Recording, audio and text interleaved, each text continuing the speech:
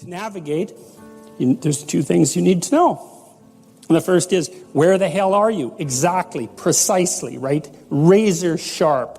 What's good about you and what's bad about you? By your own reckoning. You don't have to, you can ask other people, but this is a game you play yourself. It's like, as far as I'm concerned, I'm taking stock. What is it that's okay about me and what needs some work? And you got to watch to not be too self-critical when you're doing that too, because that can just be another kind of flaw. And then the next is, okay, well, where are you going? What's your destination? Well, and that's what the frame is. Now, you could do that in a very sophisticated way. And you do that by thinking consciously about who it is that you are in an articulated manner and where you want to go and why and how you're going to get there. And people hardly ever do that. That's come as such an absolute shock to me as an educator. Because one of the other programs, I use this in my classes. One of the other programs in this suite of programs is called the Future Authoring Program, and I started developing it in my Maps of Meaning class, which is where some of this material is from. And I got students to write about their past. It's like, okay, we're talking about stories, so let's tell your story. Who are you? How did you get here? And what are you now? That usually helps people put things to rest, although it's quite stressful while you're doing it. Stress goes up when you're doing it, and maybe you feel miserable for a couple of weeks, and then stress goes down and it stays down. So that's also why people don't do it, because who the hell wants to have their stress go up? But if it's temporary, it's a sacrifice. So then the next issue is, well, where are you going? And one of the things that, and this I cannot understand, these students that have been in education system for 15 years, 14 years, high-end students, most of them, not once in their whole bloody life did anyone ever get them to sit down for like a day and say, all right, justify your existence. Like, well, seriously, it's like here you are in university, you're taking a bunch of courses, you've got some sort of vague career plan. It's like, defend the damn thing a bit. Since you're going to go live it and everything, you're staking everything on it. It's like, what's your damn plan? And why are you so convinced that it's not the plan of a babbling fool? Because if you haven't thought about it, then it is. And if you really want to go out there and live that out, one of the things Carl Jung said was that you're in a story, whether you know it or not. And then he made two nice comments about that. If it's someone else's story, you're probably going to get a bit part. And it might not be the one you want. And if it's a story that you don't know, it might be one with a really bad ending. Or maybe it's just bad, period, with a worse ending. And if you don't know what the story that you're living out is, maybe that's the one. Maybe you got that from your mother, you got it from your grandmother, you got it from your aunt, or God only knows where you picked it up, because you pick up things like mad, because that's what human beings are like. So maybe you're living a malevolent tragedy unconsciously. And then one thing you might ask yourself is, well, how wretched and miserable is your life? Let's add futile to that. How wretched, miserable, and futile is your life? And you might say, well, yeah, 70% on each count. It's like, then you're probably unconsciously living out a malevolent tragedy. And maybe that's not for the best.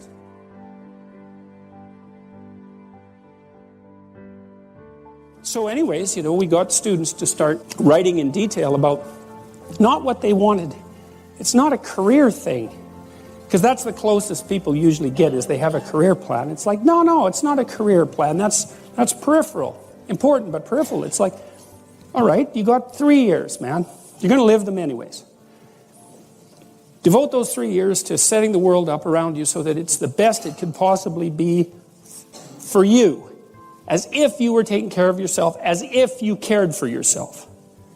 Well, what would that look like? Let's say, just for the sake of argument, if you figured out where you were, that you could have what would be best for you. Well, what is that? I bet you never asked. People don't ask. And so life comes at them like random snakes, and they sort of fend them off. And life goes by, and things don't work out the way people expected them to. But a huge part of that is they didn't know where they were because they wouldn't look, or didn't know that they should look. Ignorance and willful blindness, right? Two great catastrophes. And they never figured out where they wanted to go or why. Now, there's a problem with figuring out where you want to go. And the problem is that you make your conditions for failure clear to yourself. And people don't like that. So if you keep yourself in the fog, then you can't tell when you screwed up. Now that isn't so good because you're still screwing up. You're just too blind, self-blind to notice. Although in the short term, that's less painful. If you make your criteria for success razor sharp, then you know every time you screw up. But that's great because then you could fix it. You could either repair the behavioral inadequacy or the conceptual inadequacy that you're using as a tool in that situation, or maybe you could adjust your damn plan. Either way, you can fix it. Abraham is self-conscious, that's what this commentary says, but the thing is he moves forward despite that. He's self-conscious and he knows the danger, but he moves forward despite that. And that's actually the appropriate response in the face of actual non-naive understanding of what constitutes life. Like if you're naive and you move forward, it's like, well, what the hell do you know? You know, there's no courage in naivety because you don't know what there is to stop you. You don't know what dangers you might apprehend. But to be aware of what it is that your problem is, so to be alert existentially, let's say, or to be fully self-conscious means that you're perfectly aware of your limitations and how you might be hurt. And then to make the decision to move forward into the unknown and the land of the stranger. Anyways, I would say that's one of the secrets to a good life. And I can say that really without fear of contradiction, I would say, because the clinical literature on this is very, very, very clear. What you do with people who are afraid, and to some degree depressed, but certainly anxious, is you lay out what they're anxious about, first of all, in detail. What is it that you're afraid of? What might happen? And then you decompose it into small problems, hypothetically manageable problems, and then you have the person expose themselves to the thing that they're afraid of, and what happens isn't that they get less afraid. That isn't what the clinical literature indicates exactly. What happens instead is they get braver. And that's not the same thing, right? Because if you get less afraid, it's like, well, the world isn't as dangerous as I thought it was, you know, silly me. If you get braver, that's not what happens. What happens is, yeah, the damn world's just as dangerous as I thought, or maybe it's even more dangerous than I thought, but it turns out that there's something in me that responds to taking that on as a voluntary challenge and grows and thrives as a consequence. And there's no doubt about this. Even the psychophysiological findings are quite clear. If you impose a stressor on two groups of people, and on one group the stressor is imposed involuntarily, and on the other group the stressor is picked up voluntarily, the people who pick up the stressor voluntarily use a whole different psychophysiological system to deal with it. They use the system that's associated with approach and challenge, and not the system that's associated with defensive aggression and withdrawal. And the system that is associated with challenge is much more associated with positive emotion and much less associated with negative emotion. It's also much less hard on you because the defensive posturing system, the prey animal system, man, when that thing kicks in, it's all systems are go for you, you know. The gas is pushed down to the pedals pushed down to the metal and the brakes are on. You're using future resources that you could be storing for future time right now in the present to ready yourself for emergency. So there's nothing simple or trivial at all about the idea of being called to move forthrightly forward into the strange and the unknown. And there's a real adventure that's associated with that, right? So that's an exciting thing, which is part of the reason why people travel. And then also to see yourself as the sort of creature that can do that, is willing to do that on a habitual basis, is also the right kind of tonic for, I hate this word, for your self-esteem.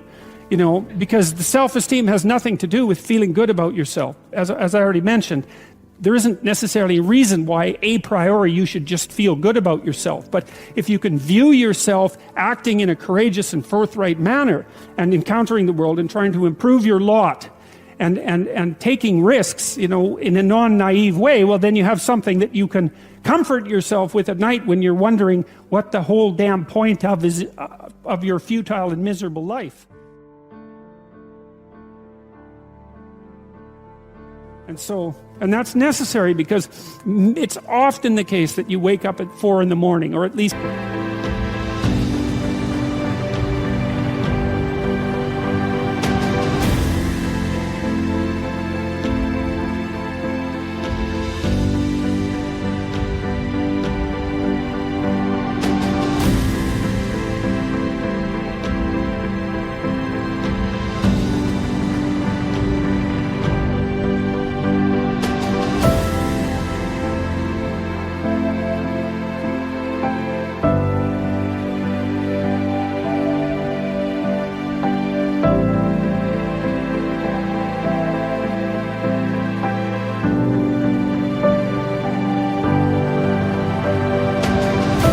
sometimes the case that you wake up at 4 in the morning when things haven't been going that well and wonder just what the hell the point is of your futile and miserable life. You have to have something real to set against that. It can't be just rationalizations about how, you're a valuable person among others, even though that's true. That's not good enough.